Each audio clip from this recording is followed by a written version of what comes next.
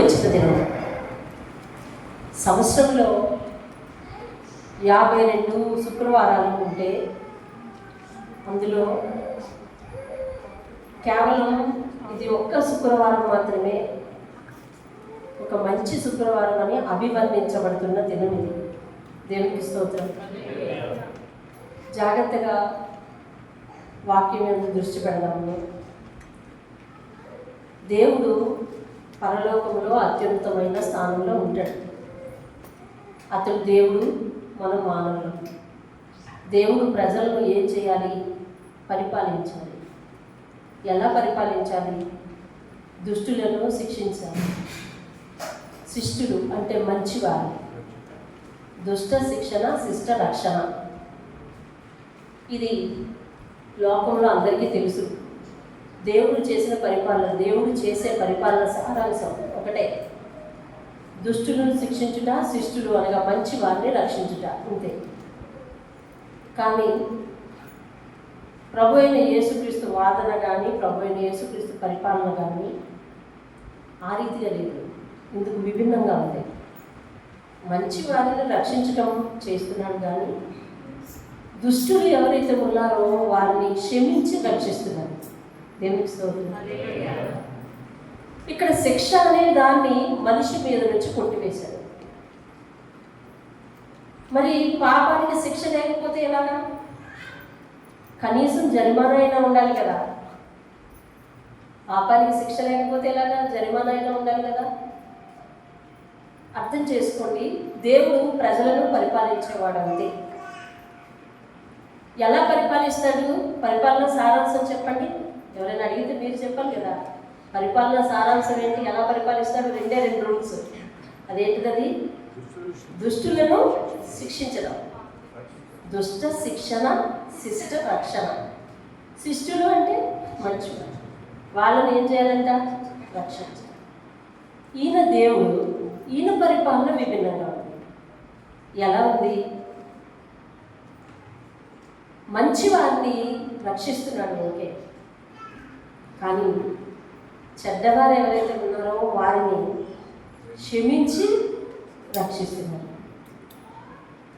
రక్షణే ఆయన ధ్యేయం కాబట్టి ఆయన పేరు రక్షకుడు.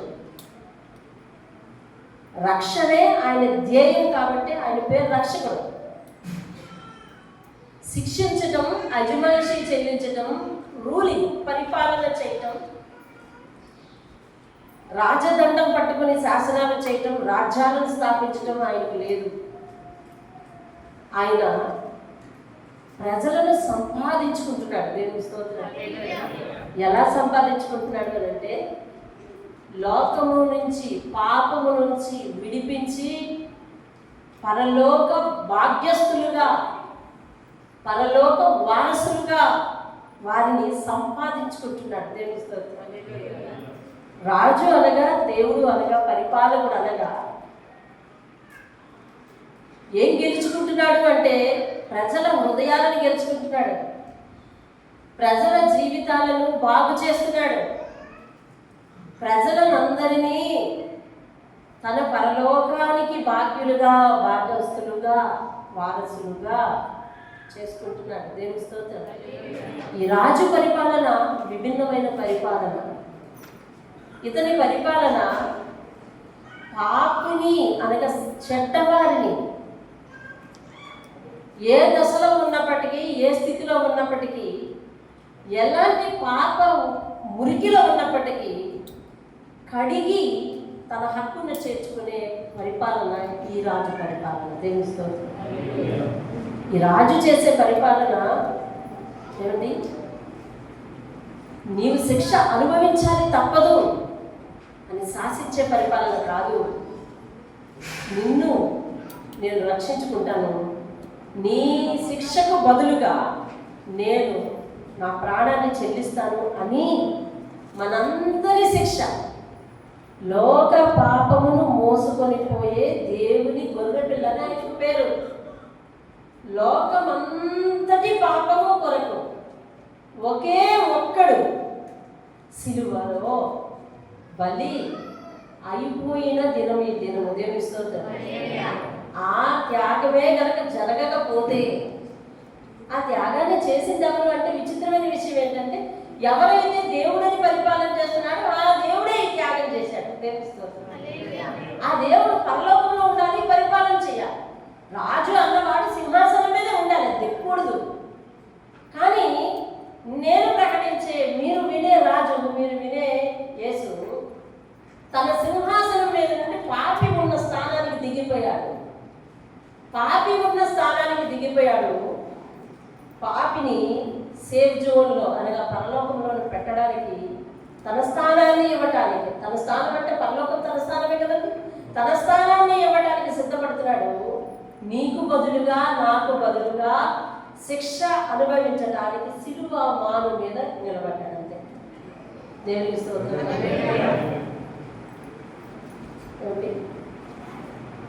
ధర్మశాస్త్రం ఏమని చెప్పిందంటే శాపగ్రస్తుడిని సిలువ మాను మీద వేలాడదీయాలి అని చెప్పింది. ఎక్కడ చూశాను నిన్న? ఎక్కడండి? ద్వితీయోపదేశ కాండం. ఒకసారి చూడండి. ద్వితీయోపదేశ కాండం ఏదండి?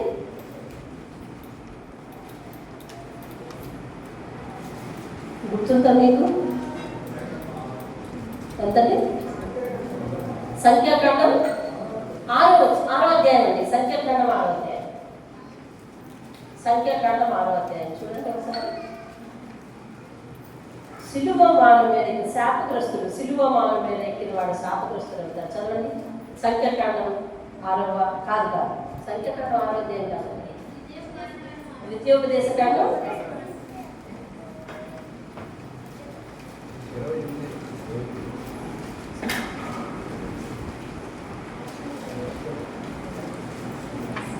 28. నేను చూపిస్తాను.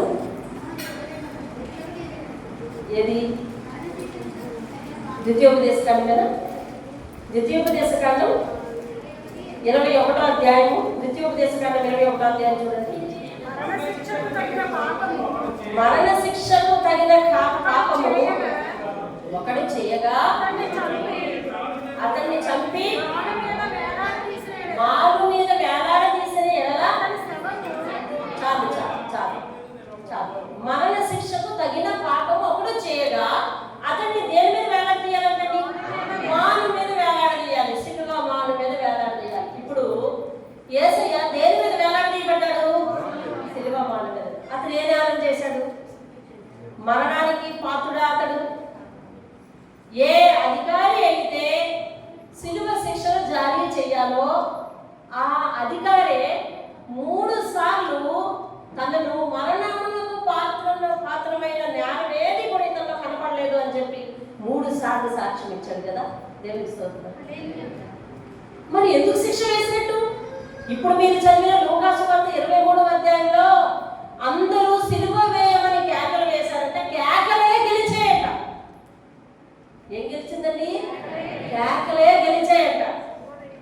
దౌర్జన్యం గెలిచిందంట, కేకలు గెలిచిందంట. అందుకని యెషయా ప్రవక్త 53వ అధ్యాయము ఒకసారి చూడండి. 53వ అధ్యాయం యెషయా గ్రంథం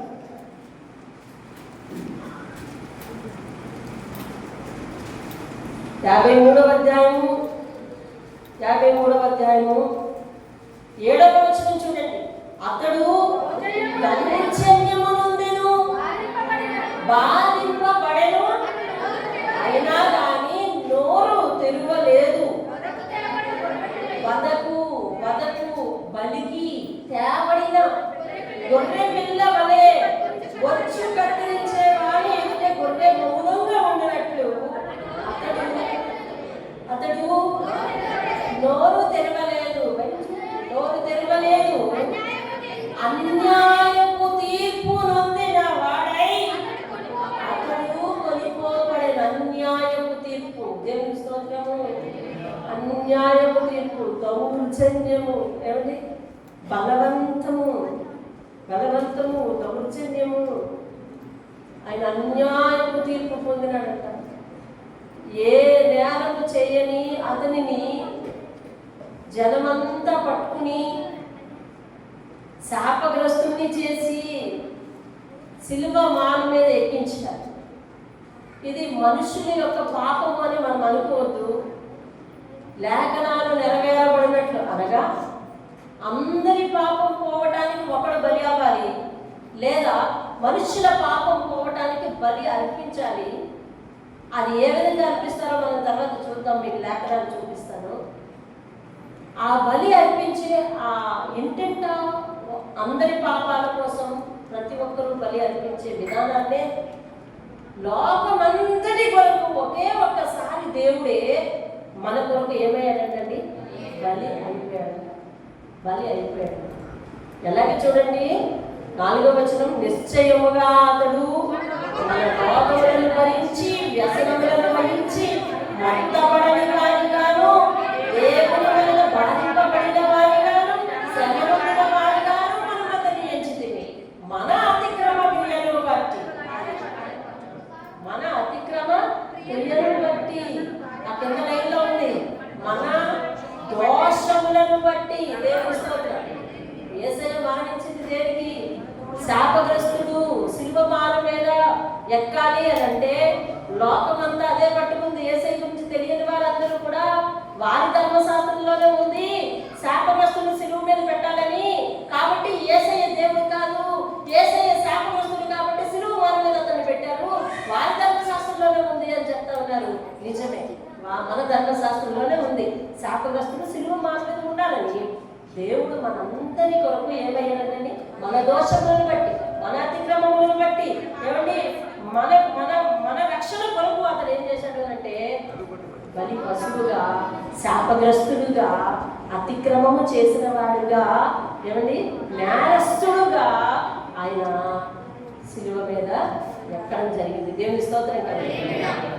ఇప్పుడు వ్యక్తికి శిక్ష లేదు, వ్యక్తిగతమైన శిక్ష లేదు. అందరి పాపముల కొరకు మరణించిన ఒక యేసయ్య నామాన్ని నమ్మి ఆయన మాటలో, ఆయన మాట వింటూ నడిస్తే మనకు శిక్ష లేదు. మన మీద నుంచి పాపపు శిక్షను తప్పించాడు ఆయన. దేవుని స్తోత్రం. మన మీద నుంచి ఏ శిక్షను తప్పించాడు? పాపపు శిక్షను తప్పించాడు. దేవుని స్తోత్రం. కానీ ఆది కాలంలో వారందరూ పాపం పోవటానికి ఏం చేసేవారు? వారందరూ పాపం పోవటానికి? చూడండి, ఒకసారి చూద్దామా? వాక్యానుసారంగా చూద్దాం. చూడండి, ఏప్రిల్కు రాసిన పత్రిక 9వ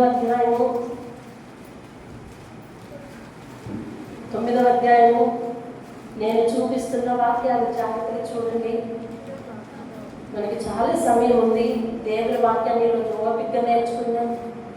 కాపిలేసిన మన కొరకు అతను ఎందుకు అన్యాయ తీర్పు పొందవలసి వచ్చింది? చూడండి, ఏప్రిల్కి రాసిన పత్రిక 9వ అధ్యాయము 7వ వచనాన్ని నేను చదువుతున్నాను. మీరందరూ జాగ్రత్తగా వినండి.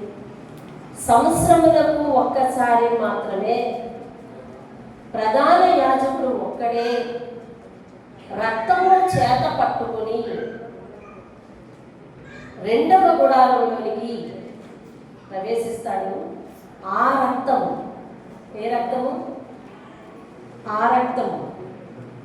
రక్తము తన కొరకును ప్రజల అజ్ఞాన కృతముల కొరకును అతడు అర్పించును. పాతకాలంలో దేవుని దేవాలయంలో యాజకుడు ఉండేవాడు. ఏ కుటుంబం అయితే దేవుని మందిరానికి వచ్చిందో ఆ కుటుంబము, మా కుటుంబం అంతటి కొరకు, మా పాపాలంతటి కొరకు మేము ఈ పశువుని బలిస్తున్నామని ఒక పశువుని తీసుకొచ్చేవారు. అప్పుడు యాజకుడు ఆ పశువుని బలించి దాని రక్తాన్ని, జాగ్రత్తగా వినాలి, పూర్వం మన పాపాల కొరకు ఏం చేసేవాడు, ఇప్పుడు ఎంత ధీమాగా ఉన్నాం అన్నది మనకు తెలియదు. ఈరోజు మనందరం ధీమాగా ఉన్నాం. బళ్ళు అర్పిస్తున్నామండి, బళ్ళు అర్పిస్తున్నామా? ఎంతసేపు ఎన్ని మాంసాలైనా మనమే తింటున్నాం, బలి అర్పించలేదు. పూర్వం ఏం చేసేవారు? బలి పశువుని అక్కడికి తీసుకెళ్ళారు.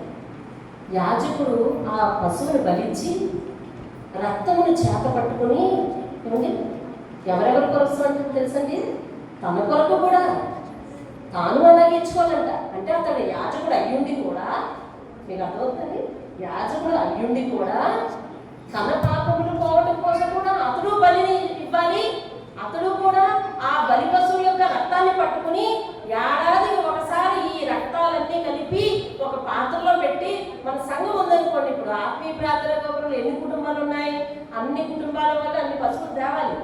10 పశువులు తెచ్చి అందరూ బలి ఇవ్వాలి.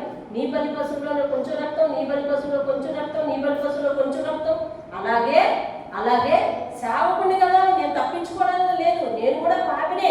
కాబట్టి నేను నా కుటుంబం నుంచి ఒక బలి పశువు తీసుకొచ్చి బలిచ్చి అందరి రక్తాలు కలిపి ఒక పాత్రలో పట్టుకుని ఏడాదికి ఒక్కసారి ఇలా చేయాలంట. అదంతా పట్టుకుని దేవుని యొక్క తెర లోపలికి పరిశుద్ధ స్థలంలోనికి, అతి పరిశుద్ధ స్థలంలోనికి ఆ రక్తాన్ని తీసుకుని వెళ్ళాలండి. ఇప్పుడు ఎవరెవరు రక్తం పట్టుకెళ్ళాలి చెప్పండి? ఎవరెవరి ఇంటి నుంచి వచ్చిన రక్తం పట్టుకెళ్ళారు? సంఘం అంతా ప్లస్ యాజకుడు కూడా. అంతేనండి, సంఘం అంతా ప్లస్ యాజకుడు కూడా. తన కొరకును ప్రజల అజ్ఞాన కృతములందరి కొరకును కూడా అతడు ఆ రక్తాన్ని అక్కడ బలిపీఠం మీద ఆ పరిశుద్ధ స్థలంలో అర్పించాలంటే దేవుని స్తోత్రం. ఇది పాత విధానం. అయితే 22వ వచనం చూడండి, అదే అధ్యాయం 22వ వచనం. మీకు కరెక్ట్గా ఎక్కడ చెప్తే ఆ వాక్యం చూస్తే మరియు ధర్మశాస్త్రం ప్రకారము సమస్త వస్తువులను రక్తము చేత శుద్ధి చేయబడదు.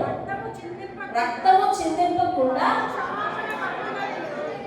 ఇప్పుడు మనుషులందరి పాపం పోవడం కోసం ఇందాక ఏం చేసాం? అందరి రక్తాన్ని పట్టుకుని పరిశుద్ధ స్థలానికి తీసుకెళ్ళాం.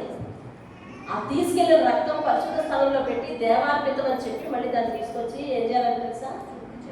ఇంట్లో ప్రతి వస్తువు మీద చల్లాలన్నది. అందుకే పనిముట్లకు, వాహనాలకు రక్తాన్ని చల్లుతున్నారు, చూసినారా? అది ఏ పద్ధతి అంటే ధర్మశాస్త్రపు పద్ధతి. ధర్మశాస్త్రపు పద్ధతి అది యాజకుడు ఆలయంలో పెట్టి తెచ్చింది చల్లాలి. అంతేగాని మన ఇంట్లో మనమే పోసేసుకొని మనమే చల్లేసుకొని మనమే నెత్తిమే చల్లేసుకోకూడదు. అర్థమైందండి? ప్రతి వస్తువు శుద్ధి చేయబడాలి అని అంటే రక్తాన్ని ఏం చేయాలంట? చిందించాలంట.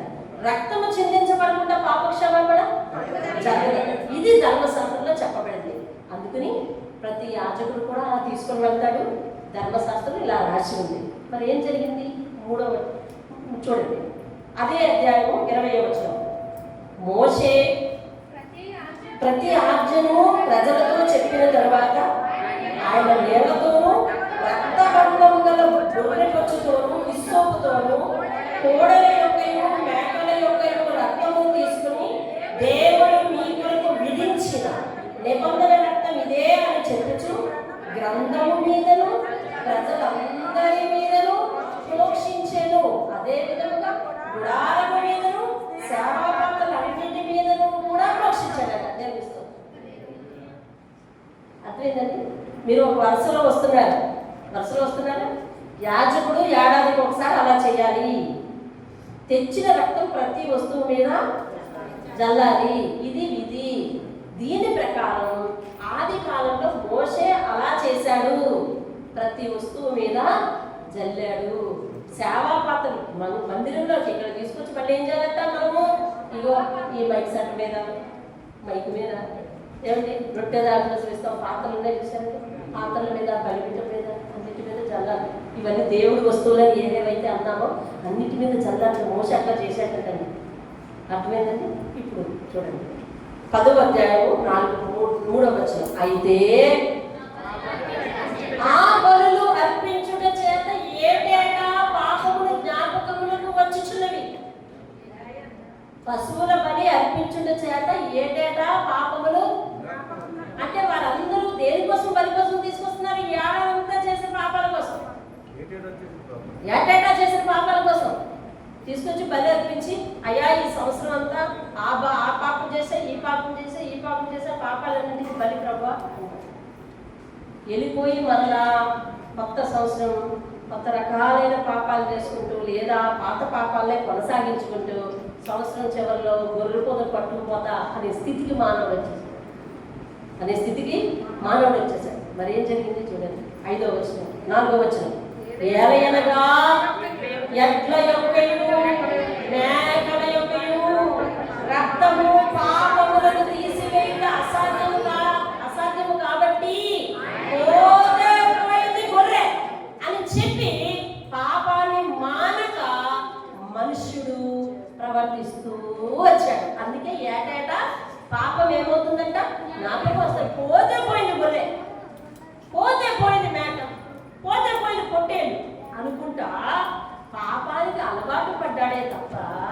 దేవుని యొక్క ధర్మశాస్త్రం తప్పు చెప్పిందా? నీ పాపాలకు నువ్వు బలి అవ్వకూడదు, కాబట్టి ఏం చేయాలి అని అంటే నీ పాపాలకు బలి అవ్వకుండా ఉండాలి, నీ ఇంటి నుంచి ఒక గొర్రెని అని చెప్పారు. గొర్రె పిల్లలే కదా ఇచ్చేస్తున్నాను అనుకున్నాడు తప్ప పాపమును మాత్రం విడిచిపెట్టుకోవాలని చెప్పలేదు, అనుకోలేదు. మరి ఏం జరిగింది చూడండి. కాబట్టి 5వ వచనం, కాబట్టి ఆయన ఈ లోకమందు ప్రవేశించినప్పుడు ఇలా చెప్తున్నాడు, బలియు అర్పణయు నీకు కోరలేదు కానీ నాకు ఒక శరీరమును అమర్చితివి, పూర్ణ హోమములను పాప పరిహార బలులను నీకు ఇష్టమైనవి కావు. అనగా దేవుడికి బలిని కోరలేదు, ఇంకా బలి బలి బలి పశువులు బలిస్తడమే నేర్చుకున్నాం మనము, కాబట్టి బలిని కోరలేదు. మరి ఏం చేశాడు చూడండి. అదే 9వ అధ్యాయము 12వ వచనాన్ని నేను చదువుతున్నాను. ఇది ఒక వరుసలో పేర్చుకొని వచ్చి మీకు క్లుప్తంగా అందిస్తున్నాను. మేకల యొక్కయు చదివారా? 9వ అధ్యాయం 12వ వచనం. మేకల యొక్కయు కోడెల యొక్కయు రక్తంతో కాక తన స్వరక్తముతో ఒక్కసారే, తన స్వరక్తముతో, తన ఎవరు? ప్రభు అయిన యేసయ్య తన స్వరక్తముతో ఒక్కసారే ఏడాదికి ఒక్కసారి కాదు, ఈ యుగము ఈ భూమి బ్రతికున్నంత వరకు ఒక్కసారే పరిశుద్ధ స్థలంలో ప్రవేశించాడు దేవుని స్తోత్రం. ప్రజలందరూ అనుకున్నారు పాపపు బరిలో నిలబెట్టాము అతన్ని, పాపపు బరిలో నిలబెట్టి శాపగ్రస్తుని చేశామని లోకం అనుకుంది. కానీ ప్రభు అయిన యేసయ్య అందరి గొర్రెలు బలిపీఠం దగ్గరికి ఎలా వచ్చి బలి ఇవ్వడానికి నిలబడ్డాయో, బలి అప్పడానికి నిలబడ్డాయో, అలాగా ఆ బలపడానికి నిలబడిన గొర్రె. నేను కొంచెం త్వరగా వెళ్తున్నానా, జాగ్రత్తగా వినండి. నేను నా గొర్రెని తీసుకొచ్చాను. ఎక్కడ పెట్టాను? బలిపీఠం దగ్గర పెట్టాను. ఆ సేపులో ఏం చేస్తా దాన్ని? బలి అర్పిస్తాను. ఆ గొర్రె దేనికి వచ్చింది తెలుసా? బలి అప్పడానికి వచ్చింది. బలి అయితే నాకేంటి లాభం? పాప విమోచన. బలి అయితే నాకేంటి లాభం? పాప విమోచన.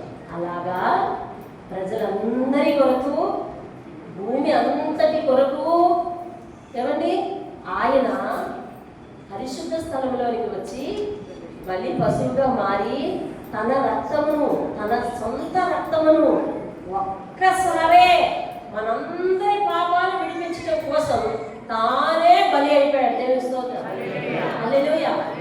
ఇప్పుడు అందరి కొరకు తానే బలి అయిపోయాడు అంటే ఏటేటా మనిషిని బలిద్దామా? చెప్పండి, ఏటేటా మనిషిని బలిద్దామా? గొర్రెలు కాదు అబ్బాయి, మీరు గొర్రెలు అయితే గొర్రెలు బలిమ్మంటే మీరు పాపాన్ని అలవాటు చేసుకుంటారు. ఈసారి అలా కాదు, మీ అందరి ఇళ్లలో నుంచి ఒక్కొక్క తొలిచూరుని బలివ్వమని అంటే మనం ఏమవుతాం?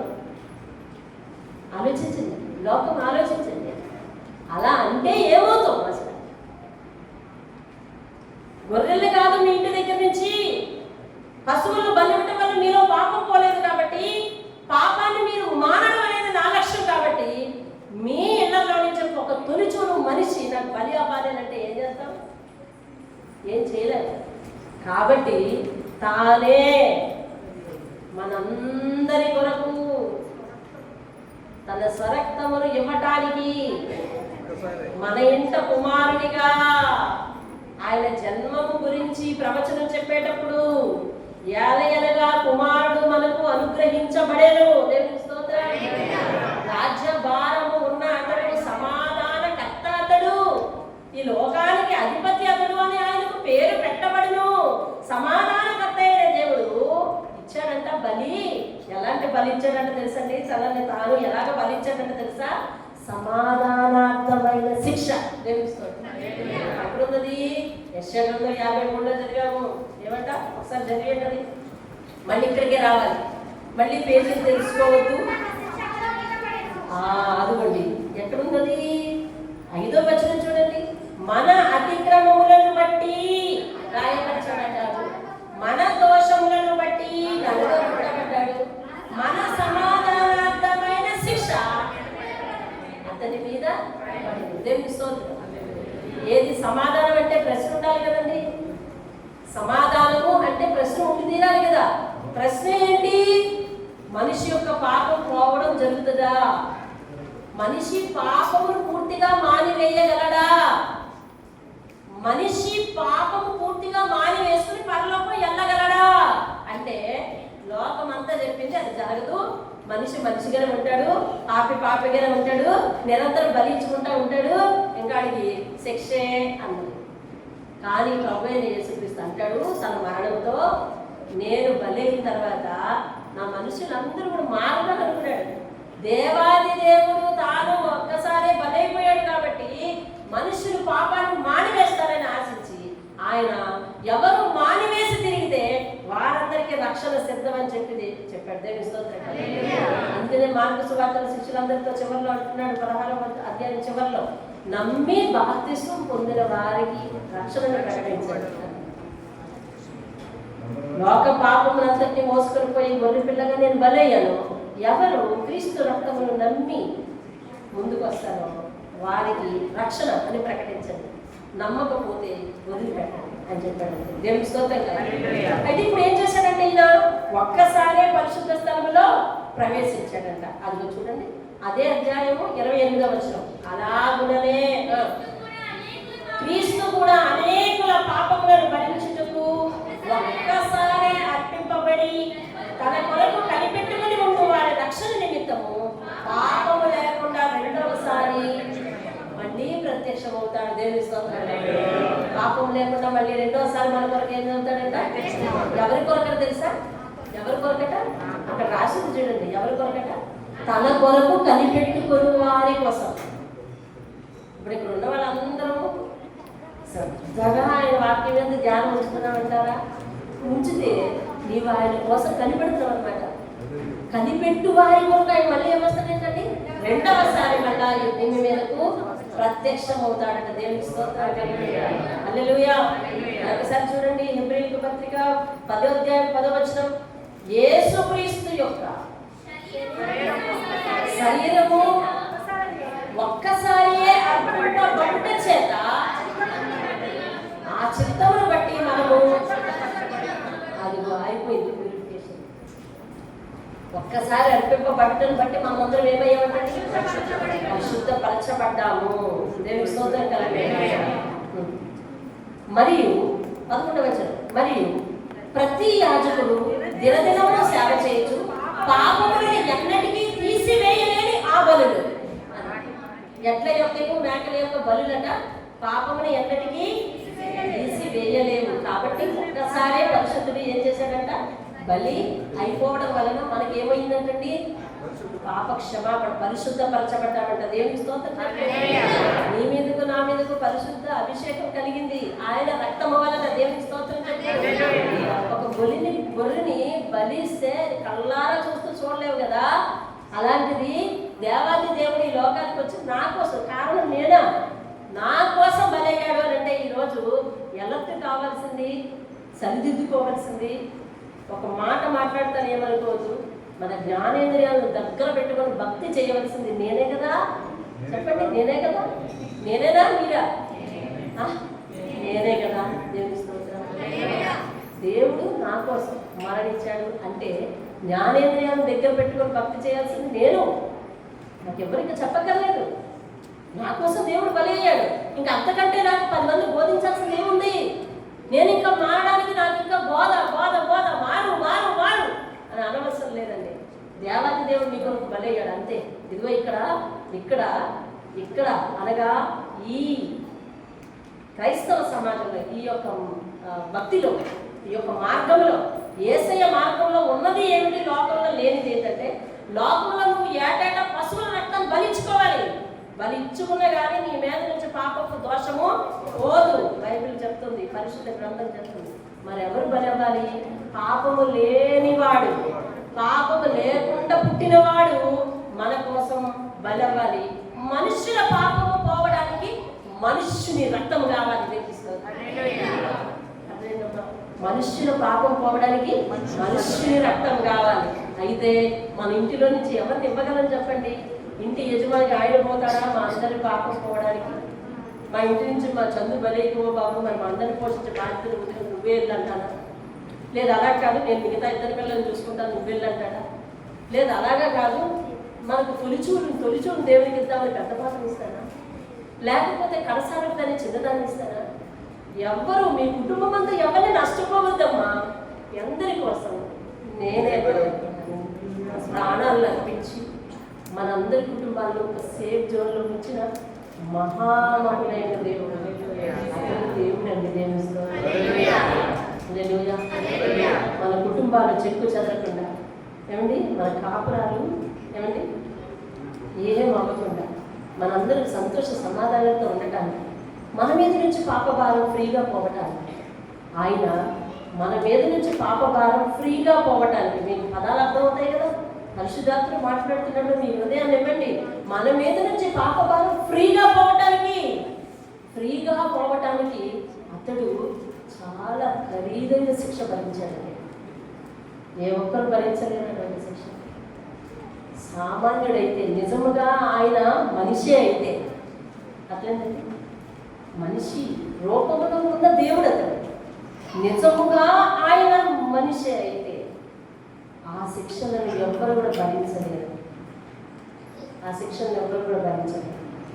పౌలు ఒక చోట రాశారు, నేను చదివాను. యేసయ్యకు కొరడా దెబ్బలు ఎన్నిసార్లు కొట్టారు? శిక్ష ఎన్నిసార్లు? కొరడా దెబ్బల శిక్ష ఎన్నిసార్లు? ఎన్ని దెబ్బలు? 1 తక్కువ 39, 1 తక్కువ 40, అంటే 39 దెబ్బలు. ఎన్నిసార్లు కొట్టారు యేసయ్యను? ఒకసారి. కొరడా శిక్ష ఒకసారి, 39 దెబ్బలు. కానీ పౌలు వచ్చాడు, నేను 5 మార్లు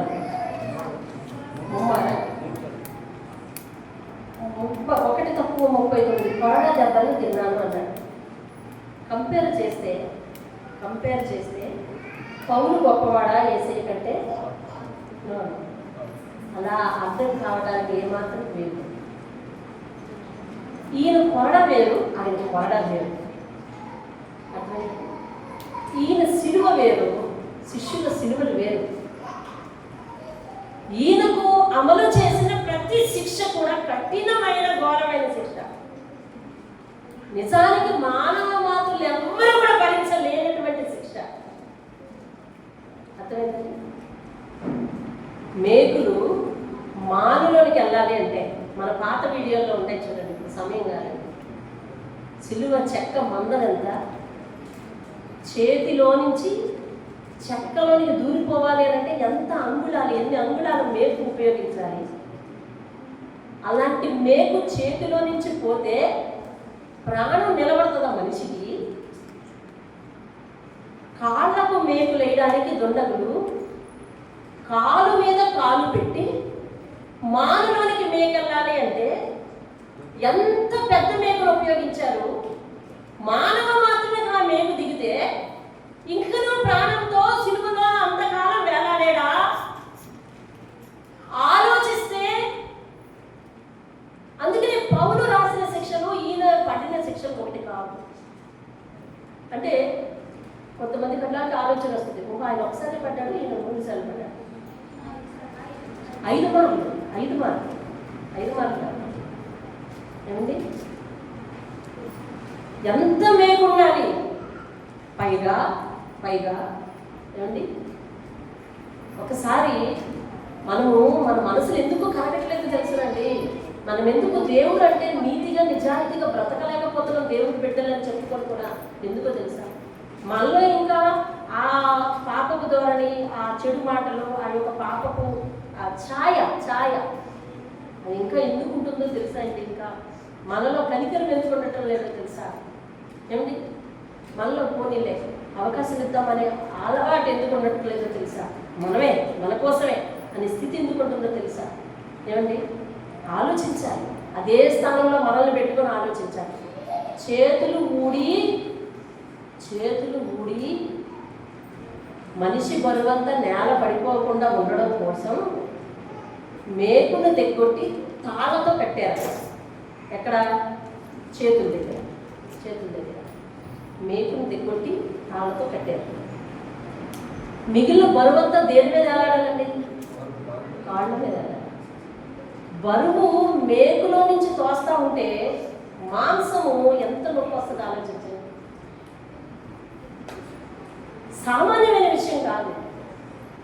దేవుని మీద మనకు మనసు ఉండటం లేకపోతుందంటే లోకస్తులు యేసయ్య సిలువ వేయబడ్డాడంటే అవును, అది మాకు తెలుసు కదా. అన్నంత తేలికగానే నువ్వు కూడా ఉండగలుగుతున్నావు అంటే అప్పుడు వంటకు ఏం చేయాలి? నిన్నేమన్నా ఆయన కోసం కూర్చొని ఆడమన్నాడు, ఆడమల్లా కూర్చొని ఆడమల్లా మారి ఆడమన్నాడు, అంతే మారమన్నాడండి. మార్పు చెందు. దేవుడు నా కోసం బలైన దేవుడు నా కోసం ఉన్నాడు అనే స్థితిలో నువ్వు ఉండు. పాపకు ప్రవృత్తి వద్దు, దేవుడంటే అశ్రద్ధ వద్దు, దేవుడంటే నిర్లక్ష్యం వద్దు, నీ అసలు ధోరణి నీకు వద్దు. దేవుడంటే ఒక పరిశుద్ధమైన వాతావరణం నీలోకి వచ్చేయాలి. దేవుడిని పేరు చెప్తే ఒక పరిశుద్ధమైన వాతావరణం నీలోకి వచ్చేయాలి అని దేవుడిని హెచ్చరిస్తున్నాడండి. దేవుని స్తోత్రం. హల్లెలూయా. ఏమండి, హెబ్రీయులకు రాసిన పత్రిక అదే 10వ అధ్యాయం 12వ వచనం. ఈయనైతే పాపముల నిమిత్తమై సదాకాలము నిలిచి ఒక్క బలిని అర్పించి అప్పటి నుండి తన శత్రువులకు తన పాదపీఠముగా చేయబడి వరకు కనిపెట్టించు దేవుని కృపాలున్న ఆశీర్వాదం ఆయన. దేవుని స్తోత్రం కలుగుతారు. హల్లెలూయా. 10వ వచనం మీకు అర్థమయ్యేలా బాగా చదువుతున్నాను చూడండి. ఒక్క అర్పణ చేత ఈయన పరిశుద్ధపరచబడి వారికి సదాకాలమునకు సంపూర్ణంగా చేసేవాడు. అనగా సిలువ వేయబడినప్పుడు ఎవరెవరైతే ఉన్నారో వారికి మాత్రమే పాప విమోచన. అలా అయితే మనమేమవ్వాలి? సిలువ వేయబడినప్పుడు ఎవరెవరు ఉన్నారో వారికే పాప విమోచన అంటే మనమే అవ్వాలండి. మన కొరకు మళ్ళీ ఇంకో క్రీస్తు పుట్టాలా? లేదు. మనకే కాదు, రానున్న తరములకు కూడా, ప్రపంచ మానవాళి అందరికీ సరిపడా ఒకే ఒక్క యాగము ఒక్కసారే ప్రభువైన యేసుక్రీస్తు సిలువలో చేశాడు. దేవునికి స్తోత్రాలు. హల్లెలూయా. సిలువ వల్ల మనకి ఏం లాభం కలిగిందండి? దేవుని చేరడానికి లాభం కలిగింది. దేవుని స్తోత్రం. ఇందాక పాప చదివినప్పుడు సిలువ మీద ఆయన చనిపోయిన ఏం జరిగిందని తెలుసా? దేవాలయం తెర నడిమికి చిరిగిపోయింది. దేవాలయంలో తెర ఎక్కడ ఉంది? దేవాలయంలో అతి పరిశుద్ధ స్థలం అనేది ఒకటి ఉంది. అతి పరిశుద్ధ స్థలంలోనికి ప్రధాన యాజకుడు మాత్రమే వెళ్తాడు. జాగ్రత్తగా వినండి. మందిరంలో, యెరూషలేము మందిరంలో బయట బలిపీఠము, లోపల ఉన్నది పరిశుద్ధ స్థలము, ఇది అతి పరిశుద్ధ స్థలం. ఇప్పుడు మనం దీన్నే బలిపీఠం అంటున్నాం. కానీ బలిపీఠము అనగా బలి అర్పించి పీఠం అని అర్థం. అప్పుడు బలిపీఠం ఎక్కడ ఉండేది తెలుసా? బయట ఉండేది. ఎందుకని? ఎవరెవరు ఏ బలి అర్పిస్తున్నారో లోకమందరూ చూడాలి. చూడటానికి వీలుగా ఉండేది. అంటే ఎవరెవరు ఏ బలి అర్పిస్తున్నారు. ఇప్పుడు బలులు అంటే ఇక్కడికి వచ్చేసరికి మనకేంటి? ప్రార్థనలు, సమర్పణలు. మనం ఇచ్చే సమర్పణ. ప్రభా, ఈ రోజు నుంచి చెడుతనాన్ని నేను విడిచిపెట్టేస్తాను అంటాం కదా, బలి కట్ చేస్తున్నాం అనమాట. బలిస్తున్నాం. బలిపీఠం దగ్గరికి వస్తే ఏం చేయాలని ఖచ్చితంగా? జాగ్రత్తగా వినాలి. బలిపీఠం దగ్గరికి వస్తే ఏం చేయాలని ఖచ్చితంగా? బలిపీఠం దగ్గరికి ఎందుకు వచ్చేది అసలు? బలి ఇవ్వటానికే. కాబట్టి ప్రార్థన దగ్గరికి, బలిపీఠం దగ్గరికి నువ్వు వస్తే కనుక ఖచ్చితంగా ఒకటి సమర్పించుకుని వెళ్ళాలి. సాక్ష్యాలు అందుకే బలిపీఠం దగ్గరికి వచ్చి చెప్పాలి. జనంలో నిలబడి చెప్పరు. సాక్ష్యాలు బలిపీఠం దగ్గరికి వచ్చి చెప్పాలి. ఎందుకంటే ఇక్కడ బలిస్తున్నాం అన్నమాట. మారిన సాక్ష్యాలు చెప్పాలి. అవి బలులు. చేసిన మేలు బలులు కావు. నేను ఇలా మారాను, అంత క్రితం ఇలా ఉండేవాడిని, ఇప్పుడు ఇలా మారాను, అది మారిన సాక్ష్యాలు బలి.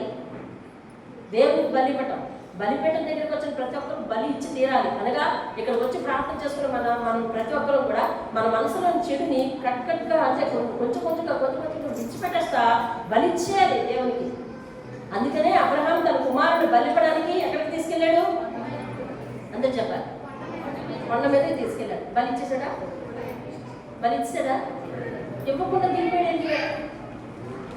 బలిపీఠం దగ్గరికి వెళ్ళినప్పుడు బలి ఇవ్వాలి కదా.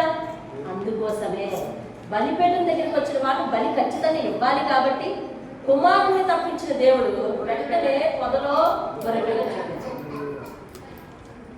అబ్రహామా, వద్దు, నువ్వు నీతిమంతుడు నాకు తెలిసిపోయింది, బిడ్డను తీసుకెళ్ళిపోవాలంటే చక్కగా వచ్చేయాలి కదా. అంతే కదా, పరీక్షింపబడ్డానికి వెళ్ళాడు, గెలిచాడు, బిడ్డను పట్టుకొని వచ్చేయాలి కదా. బలి ఎందుకు ఇవ్వాలి ఖచ్చితంగా. దేవుని స్తోత్రం. అందుకని గొర్రెపిల్లని చూపించాడు. దేవుని స్తోత్రం. ఇప్పుడు మన నమ్మకం బలి పట్టాలి. దేవుని సన్నిధిలో ఆయనే మన కోసం ఆయనే బలి అయిపోయినాడు. దేవుని స్తోత్రం. హల్లెలూయా. ఆయనే మనందరి కొరకు, మన పాపములన్నిటి కొరకు బలి అయిపోయాడు. కాబట్టి మనకు సిలువ వల్ల కలిగిన లాభాలు జాగ్రత్తగా వినండి. దేవుని దగ్గరకు దారి దొరికిందంట. అంటే ఎలాగంటే అతి పరిశుద్ధ స్థలం మీద తెర వేసిండేది. ఇందులోనికి యాజకుడు ఎప్పుడు వెళ్ళాలి? ఇందాక చదివాము. రైట్. ఎప్పుడు వెళ్ళాలండి? సరిగా సంవత్సరానికి ఒక్క మారే వెళ్ళాలి లోపలికి, ఒక్క మారే వెళ్ళాలి. అది కూడా ఎలా జాగ్రత్తగా వెళ్ళాలో తెలుసండి. ఇప్పుడు మన సబ్జెక్ట్ అది కాదు. ఎలా వెళ్ళాలని తెలుసా? ఆ యాజకుడు నడుముకి ఒక తాడు కడతారట. యాజకుడు నడుముకి ఒక తాడు కడతారు. తాడు ఎక్కడ ఉంటుందో తెలుసా? బయట. మనుషులందరూ కూడా బలిపీఠం దగ్గర ఉండాలి. ప్రధాన పరిశుద్ధ స్థలంలోకి రాకూడదు. పరిశుద్ధ స్థలంలో యాజకులు మాత్రమే ఉండాలి. దీపార్తిని ఒత్తిని సరి చేసేవారు, అర్పణలు తెచ్చేవారు, సముపు పళ్ళ మీద రొట్టెలు పెట్టేవారు, వీళ్ళు ఉండాలి. ప్రధాన యాజకులు మాత్రం వెళ్ళాలి. తాడు ఎవరి చేతిలో ఉంటుందని తెలుసా? బయట. అక్కడ ఉంటుంది, అక్కడ ఉంటుంది. బలిపీఠం బయట ఉండదు. అంతే కదా. ఈయనేమో తాడు పట్టుకుని, తాడు నడుము కట్టుకుని వెళ్తాడు. ఎందుకంటే ఒకవేళ యాజకుడు రక్తం ఎవరి కోసం పట్టుకెళ్ళాడండి చెప్పండి? తన కోసమును ప్రజల అజ్ఞాన కుటుంబం కోసం పట్టుకెళ్ళాడు కదా. కాబట్టి అతను కూడా ఒక పాపే కదా అర్థం. కాబట్టి ఇతను ఏమన్నా సేవా జీవితంలో ఉంటూ కూడా ఏమన్నా పాపం చేస్తే కనుక అతి పరిశుద్ధ స్థానంలో అడుగు పెట్టినట్టు అతను చచ్చిపోతాడు. అతను చచ్చిపోయాడో లేదో బయట ఉన్నోళ్ళకి ఎలా తెలుస్తుంది అంటే ఒక సమయం వరకు చూస్తారు. రాకపోయేసరికి ఏం చేస్తారంటే అక్కడి నుంచి తాడుపట్టుకుని అవుతారు అనమాట. అందుకోసం అతి పరిశుద్ధ స్థలంలో ఎవరు ప్రవేశించడానికి లేదు. ఇప్పుడు దేవుడు చనిపోయిన తర్వాత, క్రీస్తు శిలువ మీద చనిపోయిన తర్వాత దేవాలయం తెర ఏమైందని తెలుసండి? నడిమికి చిరిగిపోయిందండి.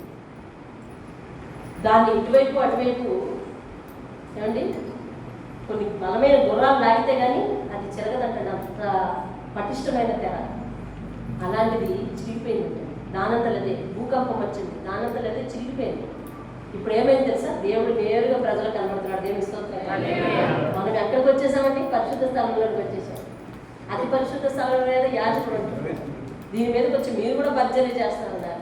అదేంటండి ఇవాళ బలిపీఠం అంటే మనం కూర్చుకునే ఒక పేటలాగా అయిపోయింది అందరికీ. ఎవరు పడితే వాళ్ళు దీని మీద కూర్చోకూడదు. ఎవరు పడితే వాళ్ళు సందర్భం వచ్చింది కాబట్టి చెప్తున్నారు. ఎవరు పడితే వాళ్ళు దీని మీద కూర్చోవడానికి పోతారు. పరిచర్య చేయడానికి సమర్పించుకున్న వాళ్ళు మాత్రమే బలిపీఠం ఎక్కాలి. అర్థమవుతుందండి? బలిపీఠం అంత పవిత్రంగా చూసుకోవాలి. అందుకనే ఆ బలిపీఠం మీదకు దేవుడే వచ్చినట్టుగా దర్శనం చూపించాడు. కాబట్టి మనం బలిపీఠం మీద ఆయన ఒక గౌరవంగా ఆయన ఒక కుర్చీ వేశాం. అంతకుముందు ఇది కూడా ఉండేది కాదు మన సేవలో. బలిపీఠం మీద ఆయన ఆత్మ ఉంటుంది అంతే. ఆయన వచ్చినట్టుగా చెప్పులు విడిచి మన సంఘానికి వచ్చినట్టుగా చూపించాడు కాబట్టి గౌరవార్థంగా కుర్చీ వేశాం. అంత మాత్రం చేత అక్కడే తన ఆత్మ ఉండిపోయిందని చెప్పి ఎవరు ఆ కుర్చీకి దండం పెట్టారు. అర్థమవుతుందండి? కుర్చీకి దండం పెట్టారు. అది ఏమవుతుందంటే మళ్ళీ విగ్రహారాధనలోకి పడిపోతుంది. ఇప్పుడు మీరు దండం పెట్టని చూసారు, కొత్తగా వచ్చాడు ఆ కుర్చీకి దండం పెట్టాలి కావాలని అనుకుంటే వచ్చి కుర్చీకి దండం పెట్టేస్తారు.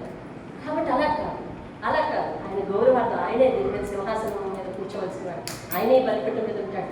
ఆయన పని చేసేవారు మాత్రం నిలబడి ఉంటారు అంతే. అవసరమైతే కాళ్ళు పీకితే లేకపోతే శక్తి ఉడిగిపోతే కూర్చుంటారు కింద. అంతేగాని ఎట్టి పరిస్థితిలో నేను చనిపోయిన తర్వాత అయినా కూడా మీరు ఇదే పద్ధతిని రాబోయే నెలలో కొనసాగించాల్సిందే తప్ప ఎట్టి పరిస్థితుల్లో దీనికి విరుద్ధమైన ఒక ఆచారానికి ఎవరు కూడా శ్రీకారం చుట్టడానికి వీలు లేదు. అర్థమవుతుందంటే దేవుని స్తోత్రం కలుగుతుంది. వినండి, దేవుడు అంతటి దేవుడు నేరుగా ప్రజలకు కనిపించే ఏర్పాటు శిల్వ ద్వారా జరిగింది. దేవుని స్తోత్రం కలుగుతుంది. మరొకటి, పితరుల నుంచి మనకు సంక్రమించిన పాపమా మనం చేసిన పాపమా మొత్తం కొట్టుకుపోయాయి. అందులో మొత్తం కొట్టుకుపోయాయి. ఇంతకుముందు ధర్మశాస్త్రం ఏమైంది తెలుసా? తల్లిదండ్రులు పాపం చేస్తే అదంతా ఎవరి మీద వచ్చేస్తుందట అంటే ఇప్పుడు రాదా? మీరు అడగాలి కదా. ఏం అనిపిస్తుంది? అంతే కదా. ఇప్పుడు రాదా? అయితే తల్లిదండ్రులు ఏ పాపమైనా చేసుకోవచ్చు, పిల్లల మీదకి రాదన్నారు కదా. అలా రాదు. నువ్వు పశ్చాత్తాప పడితే నీవు చేసిన పాపం వారి మీద రాకుండా దేవుడు మొత్తం కడిగేస్తాడని అర్థం. దేవునికి స్తోత్రం. ఏ పాపానికి విలువ ఉంది ఇక్కడ? అన్ని రకాల పాపాలకు. ఏ ఏ తరానికి విడుదల ఉంది ఇక్కడ? నీవు చేసిన దానికి, నీ తల్లిదండ్రులు చేసిన దానికి కూడా శిక్ష నీ మీద రాకుండా ఉంది ఇక్కడ. దేవునికి స్తోత్రం.